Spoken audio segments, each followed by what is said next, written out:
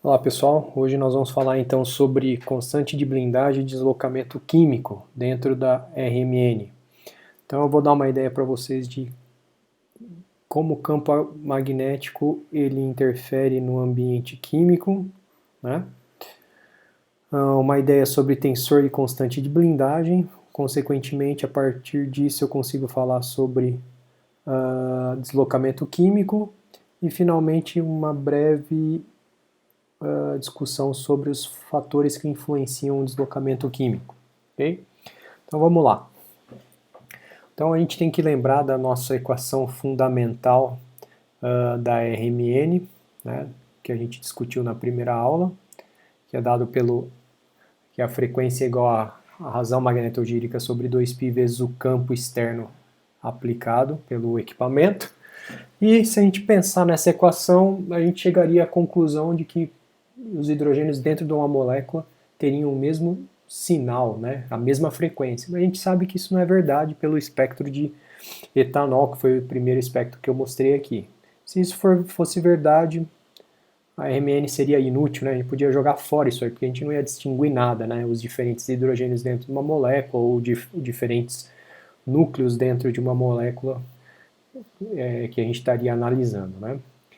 Então a gente chega à conclusão que os hidrogênios sentem um campo efetivo diferente do campo aplicado pelo aparelho. Claro, porque esse campo tem que ser diferente do campo aplicado pelo aparelho, porque eu vou ter frequências diferentes, né? Tá? Então, essa frequência que aparece no espectro é uma frequência efetiva, né? Então, isso a gente leva a crer que os hidrogênios ou qualquer outro núcleo que a gente esteja analisando, eles vão ressonar em diferentes Nis, ok? E, obviamente, a força do campo é diferente para cada hidrogênio. E a gente sabe que não vai afetar a razão magnetogírica, porque isso é uma constante, uma característica intrínseca de cada núcleo aí, né? Cada elemento aí ativo na ressonância. Tá? Então, os hidrogênios de uma molécula em um campo homogêneo podem ou não ter diferentes ambientes químicos. O que é esse ambiente químico, pessoal?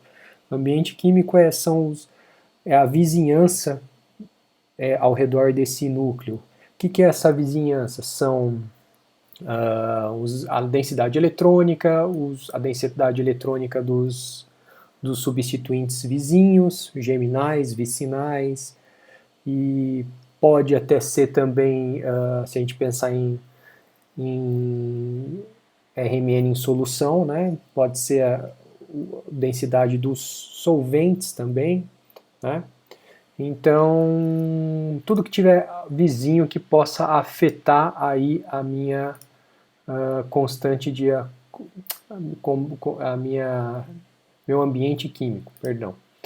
Então, a gente chega à conclusão que ambientes químicos iguais, né, eles vão gerar Hs efetivos aí iguais e ambientes químicos diferentes vão gerar Hs efetivos diferentes aí, né?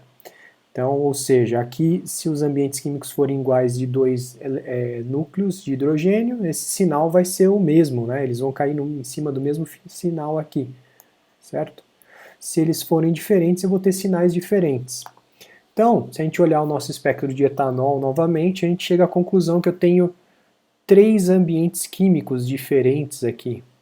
Um para esse sinal, outro para este sinal e um outro terceiro para este sinal mais à esquerda, né? Então, adiantando aqui, a gente tem a escala de deslocamento químico que a gente vai falar mais para frente. Ela é dada em ppm, a gente vai ver logo mais por que chama ppm. E essas frequências, esses sinais, eles estão espalhados dentro do espectro aí de ressonância de próton ou hidrogênio, né? Então a gente chega à conclusão que a gente tem três tipos de ambientes químicos aqui, e isso quer dizer que pode ser que um ou mais hidrogênios estão sendo representados aqui ou aqui e aqui, né? Então a gente não consegue falar sobre isso agora, mas se aqui tiver mais de um hidrogênio sendo representado por esse sinal, por essa frequência, então a gente fala que esses hidrogênios têm o mesmo ambiente químico, ok? Então isso a gente vai ver mais para frente. Então, o que o campo magnético faz, né? Qual é o efeito do campo magnético aí ao redor do núcleo? Então, se a gente tem um núcleo que tem elétrons ao redor dele, que é o caso das nossas moléculas, né, dentro da química, um átomo, então o efeito dos elétrons em um campo magnético externo é dado pela lei de Lentz, a gente pode lembrar da física 3, que basicamente fala que uma partícula carregada gera um movimento circular, nada de diferente até aqui. Se ele vai gerar um movimento circular, ele vai gerar um campo oposto ao campo aplicado externo. E obviamente que o balanço entre esse campo externo e o campo oposto vai me dar o H efetivo, né? Então, o hidrogênio ressona em um campo, por exemplo, em 14 Gauss, se a gente pensar. Os elétrons vão gerar um campo oposto, por exemplo, de 50 Gauss aqui. Então, esse H efetivo, que é o campo que que o núcleo está sentindo, nada mais é que não é mais 14 Gauss, vai ser o balanço aí, né? Então, vai ser 13.950 Gauss, que, pela equação fundamental da ressonância, que a gente sabe que ela só depende da razão magnetogírica do núcleo, isso não vai ser suficiente. Então, o que eu preciso fazer para fazer esse hidrogênio aí entrar em ressonância? Eu preciso aplicar um campo um pouquinho maior, né? Que aqui, em vez de 14.000 Gauss, eu vou aplicar um campo de 14.050 para poder compensar esse H secundário que está indo ao campo externo. Então, quando eu tenho um H efetivo que é menor do que o campo externo aplicado, eu tenho o que eu chamo de blindagem dos átomos de hidrogênio aí, dos núcleos de hidrogênio, né, para ser mais exato.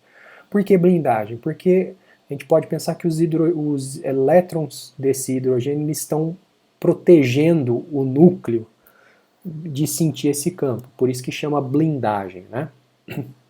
E a gente vai ver lá na frente que a blindagem tende a jogar os sinais desses hidrogênios para um deslocamento químico pequeno, que está mais à direita do espectro, não à esquerda.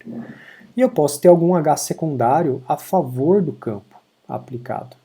Então aqui eu coloquei um exemplo onde o H secundário é 250, então ocorre a diminuição do efeito dos elétrons ou algum outro efeito que a gente vai discutir, que a gente poderia falar sobre anisotropia diamagnética, a gente vai ver mais na frente, e esse cara ajuda o campo, né? Então o H efetivo aqui, na verdade, que esse campo está sentindo é maior que o campo externo aplicado.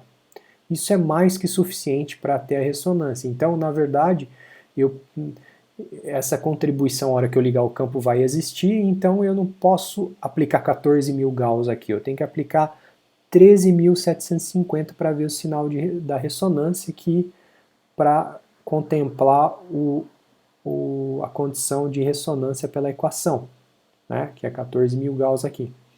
Tá? Então, quando o H efetivo é maior que o campo aplicado, isso chama-se desblindagem. E como eu já falei para o caso da blindagem, no caso da desblindagem, os sinais vão estar em deslocamento químico maior, ou seja, vão estar mais à esquerda do meu espectro, ok?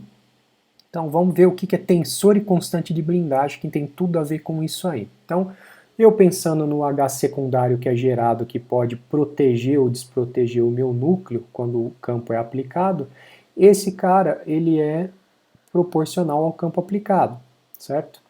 Então, como ele é proporcional ao campo aplicado, aqui, então eu posso dizer que ele é uma porcentagem desse campo, né?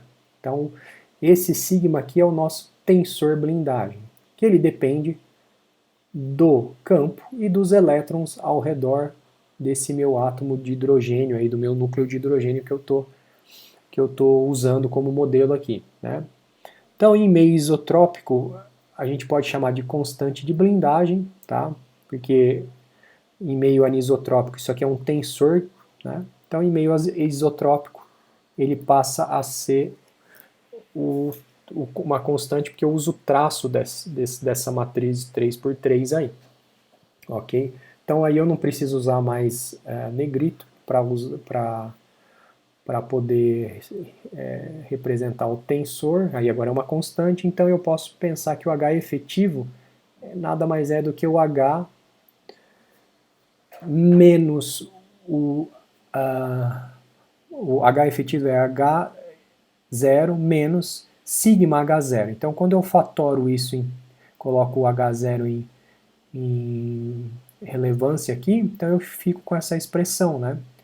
Então, H efetivo igual a H0, 1 menos sigma, ok? Então, isso já nos mostra que esse sigma pode ter valores negativos e positivos. Se o valor for positivo, né? Então, o que vai acontecer? Ele vai diminuir o meu H0. Se o valor for negativo, ele vai aumentar o meu H0, né? Porque menos com menos dá mais. Então, um campo efetivo sentido pelos hidrogênios depende desses dois campos, né? O externo e o secundário gerado. E aí a gente chega nessa equaçãozinha, que é a mesma que eu expliquei aí. Então é só desenvolvimento matemático simples aí. Então, dito e explicado o que é tensor blindagem ou constante de blindagem, nós podemos falar de deslocamento químico, né? Então a gente sabe que os hidrogênios terão, ou o hidrogênio terá um ambiente químico diferente. Isso acarreta uma constante de blindagem diferente, porque ele está sentindo um H efetivo diferente, e esse H efetivo diferente me dá uma frequência diferente do que a frequência calculada pela nossa equação fundamental, que é aquela que a gente vai estar utilizando aí para definir o que é deslocamento químico. Então, ambientes químicos iguais acarretarão em sinais sobrepostos. A gente já falou sobre isso, é intuitivo, e esses sinais são quimicamente equivalentes. Então, já falamos. Então, um Ni efetivo diferente, eles são diferentes do Ni do campo externo aplicado. Então, quando essas frequências são diferentes da frequência do campo externo aplicado, eu falo que isso é o chamado deslocamento químico, né? Ok? Então, o deslocamento químico, ele é medido em relação a uma referência. Então, eu uso uma referência interna aí. Então, por exemplo, para carbono, hidrogênio e silício, esse aqui é o mais utilizado, é o tetrametilsilano, né? Então, os orgânicos, os bioquímicos usam muito esse cara, principalmente para carbono e hidrogênio. Para nitrogênio 14 ou nitrogênio 15, geralmente é usado nitrometano, mas isso fica para uma outra hora de discussão. Então ele é referência para esses três tipos de núcleos. O sinal do TMS fica do lado direito do espectro. Por quê? Porque ele seria o sinal mais blindado, mais protegido. Por que ele é o mais protegido? Porque os sinais ligados a silício, eles são mais blindados do que ligados a carbono, né? Então, se eu tenho, por exemplo, aí no caso, se eu pensar em tetrametilsilano, que são 4 metilas ligadas num silício, eu posso usar essa mesma regra também, porque a gente está pensando aqui em questão de eletronegatividade. Então, o silício doa densidade eletrônica por efeito indutivo para o carbono, deixa o carbono mais rico e, consequentemente, vai deixar os hidrogênios mais ricos dentro dessa molécula. Quando eu só tenho carbono e hidrogênios numa molécula como uma molécula orgânica, uma acetona, um ácido carboxílico, que eu tenho alguns oxigênios, mas então esses sinais vão estar mais desblindados, né? Então por que a gente usa TMS? Porque ele tem um baixo custo, é inerte, isso aqui é interessantíssimo, que eu posso colocar gotinhas de TMS na minha solução de solvente deuterado e o meu soluto para poder fazer o espectro de RMN em solução. Tem um baixo ponto de ebulição, né? E eu tenho 12 hidrogênios que são quimicamente equivalentes e que vai produzir um sinal intenso aí, né? Então a gente pode pensar que o tetrametilsilano é um composto que ele é tetraédrico, por simetria, ele tem uma simetria tetraédrica, todos os hidrogênios das 4 metilas são quimicamente equivalentes, porque a gente tem que lembrar que existe uma rotação livre desses hidrogênios dentro dessa metila aí, né, que está ligada ao silício. Então todos os sinais desses 12 hidrogênios vão cair na mesma frequência efetiva. Então, para eu calcular o meu deslocamento químico, basta fazer um ΔNi aí, né? Esse ΔNi é da amostra em relação à minha referência, que no caso, para hidrogênio e carbono, estou pensando no TMS. Mas a gente tem um problema. Como o Ni depende do campo, essa diferença em Hertz, que eu já estou adiantando que essa diferença vai ser em Hertz, ela vai ser diferente, ela vai ter tamanhos, magnitudes diferentes para cada tipo de campo aplicado, né? Então, quer dizer que esse ΔΝi vai aumentar com o aumento de um campo ou diminuir com a diminuição de um campo aplicado. O que eu quero dizer com isso? Se eu tiver um TMS em relação a um sinal, um daqueles sinais, aquele sinal simples lá na etanol. Se eu pego e tiro um espectro do etanol num equipamento de 300 MHz, aquele delta vai ser menor em termos de hertz em relação ao mesmo espectro tirado num equipamento de 500, 800 MHz. Tá? Então, para evitar isso, o que a gente faz? Para evitar o efeito do campo externo aplicado, né, eu normalizo o Ni pelo campo externo aplicado e depois multiplico por 10 a sexta. Ok? Então o que a gente faz? A gente divide ΔNi, ou normaliza o Ni, dá na mesma, né? Pelo Ni, a frequência do aparelho, né? E multiplico por 10 a sexta. Quando eu faço isso, eu tenho o que eu chamo de deslocamento químico, que é o tal daquela escala lá que a gente viu em ppm, né? Por quê? Por que ppm? Porque ΔNi é dado em Hertz, Ni do aparelho é dado em megahertz, então eu tenho um delta em ppm que é dado em partes por milhão. Ou seja, quanto maior o campo, maior o número de hertz por ppm, certo? E aqui tem a equação que eu acabei de discutir aí, que é a equação do deslocamento químico, tá? Então é dado por isso aqui. Então, para quem não consegue entender muito, não consigo entender muito bem por que quanto maior o campo, maior o número de hertz por ppm, aqui vai. Então, né, em 1 ppm num aparelho de 60 MHz, eu tenho 60 Hz. Em 100 MHz, eu tenho 100 Hz para 1 ppm. Em 400 MHz, eu tenho 400 Hz. E assim por diante, ok?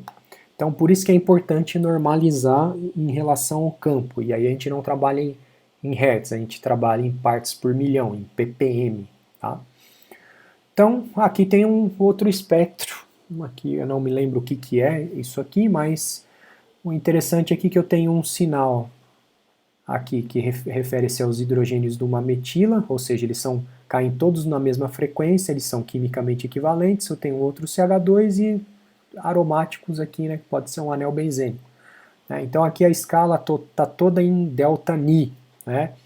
Então se eu pegar esses valores aqui e dividir pelo campo e multiplicar por 10 a sexta, eu chego no valor em ppm. Então isso quer dizer aí que eu tenho, né, aqui em torno de 2.3 ppm, 3.7, 7.8, né? Então aqui a continha fica mais fácil, certo? Então é a mesma coisa. Então a gente vê que esse ΔNi ele depende do campo, certo? Então aqui é o mesmo composto tirado em espectrômetros diferentes, ok? Então vamos ver alguns fatores que influenciam o deslocamento químico, né? Dois principais fatores que determinam as posições dos sinais é o campo local gerado pela circulação dos elétrons ao redor do núcleo. Ótimo. Então quer dizer que densidade eletrônica é alguma coisa que interfere no campo, e a gente pode pensar em eletronegatividade, como eu já dei alguma ideia para vocês quando eu expliquei o porquê do TMS. E existe uma outra coisa que chama-se anisotropia magnética ou diamagnética do anel, né, de grupos vizinhos. Então, a densidade eletrônica no núcleo depende do número de substituintes, né, a eletronegatividade desses substituintes, consequentemente efeito indutivo, e isso vai acabar gerando deslocamento diamagnético e paramagnético. Isso aqui é apenas um jargão da RMN. Então, do mesmo jeito que existe no VVIS lá, deslocamento para o azul, deslocamento para o vermelho, a gente tem esse que a gente chama de diamagnético e paramagnético aí. Então, quanto maior for a densidade eletrônica no núcleo, a gente sabe que essa densidade vai blindar esse núcleo. O H secundário, que é aquele campo oposto, vai ser grande. A constante de blindagem vai ser grande. O campo sentido pelo núcleo vai ser pequeno, menor do que o campo o H0, e a frequência vai ser menor, então, do que a frequência de ressonância.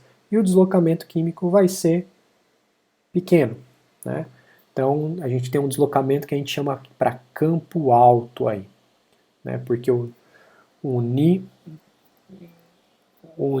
aí, que é o que a gente precisa aplicar, que tem que ser maior do que o campo para poder chegar na condição de ressonância, ele é maior que o Ni do campo externo, certo?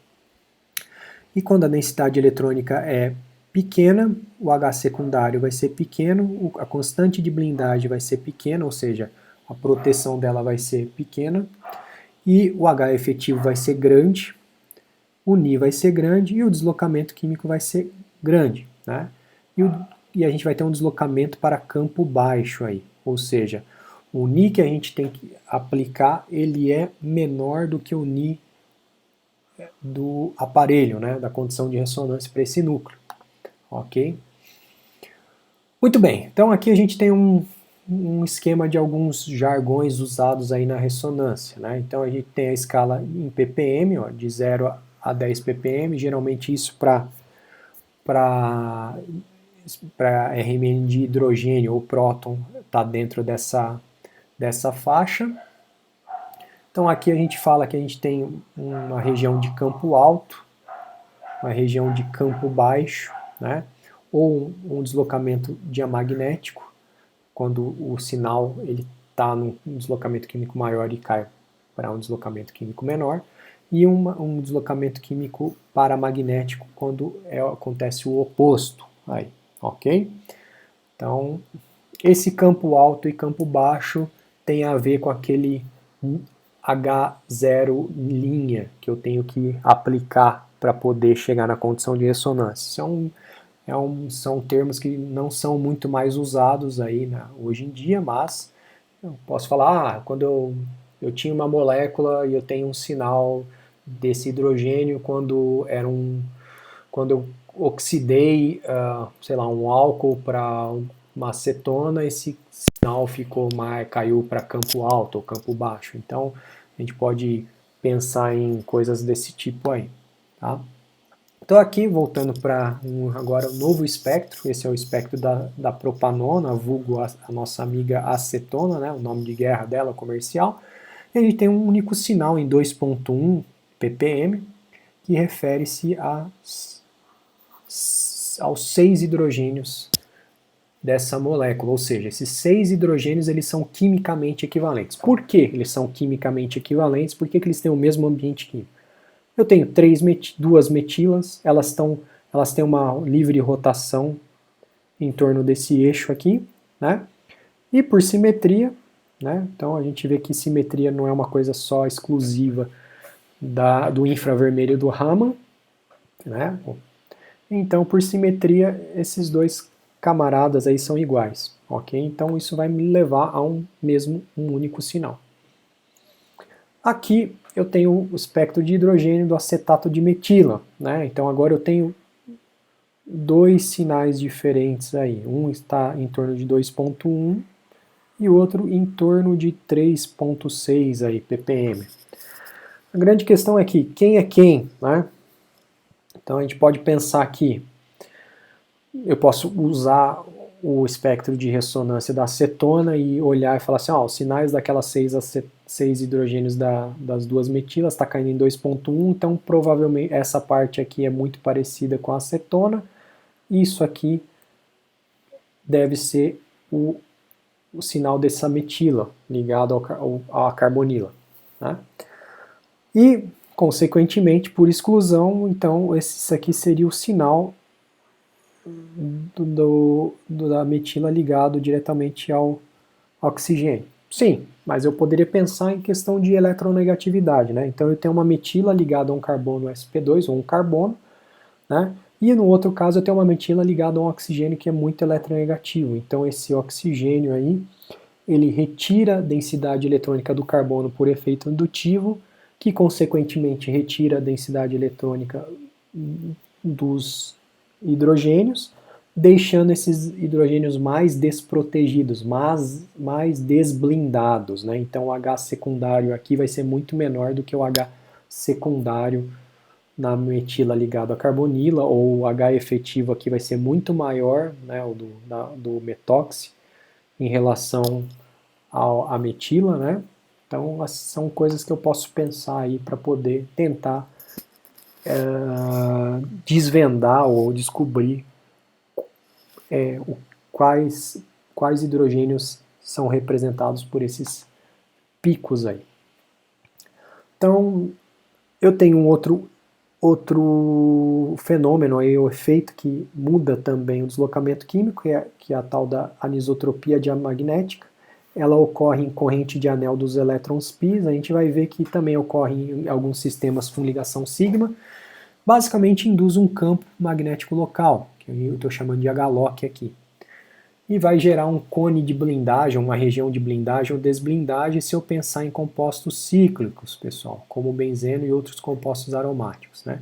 Então essa corrente de anel dos elétrons π, lembrando que o benzeno tem uma nuvem eletrônica tanto em cima e abaixo do plano do anel, devido a essas ligações π, né?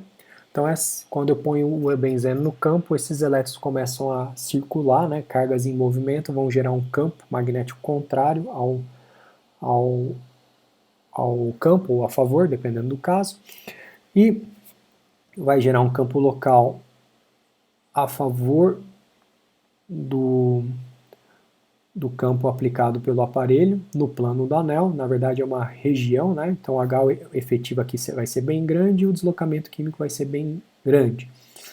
E pode gerar um H-Lock contra abaixo e acima do plano do anel aí, ok? Isso me leva a um H efetivo pequeno, um deslocamento químico bem pequeno, ou seja, vai ter uma blindagem aqui na região acima e abaixo do anel, enquanto vai ter uma desblindagem no plano do anel. Então vamos ver aqui, ó. Então é isso que acontece, né? Então a corrente de elétrons π aí do sistema π vai girar, eu posso pensar na regra da mão direita, então aqui vai gerar um campo contra, e aí aqui eu tenho as linhas de indução magnética aí, né? Então isso mostra que aqui, se eu tivesse hidrogênios nessa região, eles seriam mais blindados, porque o H secundário aqui é maior, diminuindo o H efetivo, mas felizmente nessa região eu tenho as linhas de indução do campo aqui estão a favor do campo externo aplicado. Então, logo, o deslocamento químico vai ser bem grande aqui. Não é à toa que a gente viu lá que para aromáticos, naquele espectro que eu mostrei anteriormente, estava lá em 7,1 ppm, né? Então, isso é um efeito da anisotropia diamagnética do anel. Então, aqui, novamente, só para mostrar o benzeno aí, a zona de blindagem e a zona de desblindagem aí, né, devido a essa corrente de anel, dessa anisotropia diamagnética. E aqui o nosso espectro de benzeno. Então eu tenho um pico intenso aqui em 7,1 mais ou menos, que refere-se aos 6 hidrogênios dessa molécula, tá? Então eles são quimicamente equivalentes, né? Por quê? Porque eu tenho simetria. Vamos lembrar lá D6H, né? Das nossas aulas de infravermelho aí, ou Raman. Então, aqui eu tenho novamente o benzeno para mostrar, 2,27 ppm, né? Aqui eu posso naftaleno, também é um composto aromático. Esse aqui é um composto aromático, também é um derivado do naftaleno, mas nesse caso aqui eu tenho uma ponte, né? Então o interessante aqui é que eu tenho corrente de anel aqui circulando nesses dois anéis condensados, eu vou gerar uma região de cone de blindagem acima e abaixo do anel, e isso, obviamente, e uma região de desblindagem no plano do anel, e obviamente o que acontece? O deslocamento químico de H e HB são bem altos, Mas o de HC que está dentro desse cone desse cone de blindagem, o deslocamento químico é negativo, pessoal. Ele está à direita do TMS. Né? Então, para você ver como esse efeito de anisotropia diamagnética é muito intenso. Então aqui eu posso pensar também em questão de eletronegatividade dos meus carbonos, né? Que tem os meus hidrogênios ligados. Aqui é o carbono da metila que está ligado a um carbono sp3 aqui, né? Então está dando um deslocamento químico próximo de 2,1. Eu posso pensar num hidrogênio ligado a um carbono sp2. Tudo bem que aqui eu tenho cloros, né, que estão ajudando a deixar esse deslocamento químico mais deslocado para a região de desblindagem aí, né, um deslocamento químico maior, porque eu tenho também o efeito indutivo do cloro retirando densidade eletrônica do carbono e consequentemente deixando os hidrogênios mais deficientes de elétron, desblindando, né? Então deixando o deslocamento químico maior. Então aqui o carbono sp2, ó, já o hidrogênio ligado a esse carbono sp2 já tem um deslocamento químico em torno de 6, 5, 4 nessa região. E obviamente também eu tenho anisotropia aqui, né? Então em alcenos eu tenho a região de desblindagem que está no plano do anel e acima e abaixo do plano da insaturação, perdão, no plano da molécula, né, eu tenho uma região de blindagem, um delta menos, né. Alcino, eu poderia pensar que o carbono sp é mais, eu posso pensar, o carbono sp é mais eletronegativo que um sp2 do que um sp3, então, devido ao maior caráter S, então eu esperaria que um hidrogênio ligado a um carbono sp seria mais desblindado ainda do que um carbono sp2, mas isso não ocorre. Por quê? Porque a corrente de elétrons π numa ligação tripla, ela gera um cone de blindagem no eixo da ligação carbono-hidrogênio. Então, ao invés de desblindar, deixar o deslocamento químico maior, ele vai acabar ocorrendo o contrário devido a essa anisotropia diamagnética, né? Vai blindar esses meus sinais. Então aqui eu estou próximo de 3, né? E aqui esse é o fenil, né? Só para lembrar que aqui eu tenho de um lado um hidrogênio, do outro lado um grupo fenilo, e os sinais do aromático estão na região aí de 7, que são desblindados aí devido à anisotropia diamagnética do anel aí, tá? Então aqui a anisotropia provocada pela corrente de elétrons no sistema π-sigma de ligações químicas. Então eu tenho isso em alcenos, carbonilas, sulfóxidos, alcinos, grupos nitro, ligações simples, né? Acontece isso também, mas é bem menos pronunciado, ciclohexano, né? Isso explica por que o deslocamento químico de um hidrogênio equatorial é maior do que um axial, né? Ciclopropano, epóxidos e assim por diante, né? Então aqui eu posso pensar olhando um benzaldeído, né? Então a gente sabe que agora devido a essa anisotropia diamagnética, no caso do anel aí para grupos fenilas, né? Vai desblindar os meus sinais. Então aqui eu tenho o conjunto de todos os meus sinais nos aromáticos aí, né? Vocês podem estar se perguntando, professor, por que ao invés de ser um sinal só, agora tem um conjunto de sinais Porque agora eu não tenho mais o benzeno, eu quebrei simetria aqui. Então eu tenho 3 conjuntos de sinais diferentes. Um conjunto para esses 2 hidrogênios, orto, esses 2 hidrogênios meta e um para o para, né? E esses desdobramentos a gente vai tentar entender mais para frente. Mas o que eu queria mostrar aqui para vocês é que, por exemplo, o grupo carbonila, esse cone de blindagem e desblindagem, também faz com que o deslocamento químico do hidrogênio do aldeído seja muito grande. Tanto é que ele é o grupo que tem o maior grupo funcional que apresenta os hidrogênios com maior deslocamento químico. Então isso aqui, ó, para aldeído, a gente está em torno de 10 ppm, 10, 11 ppm, né?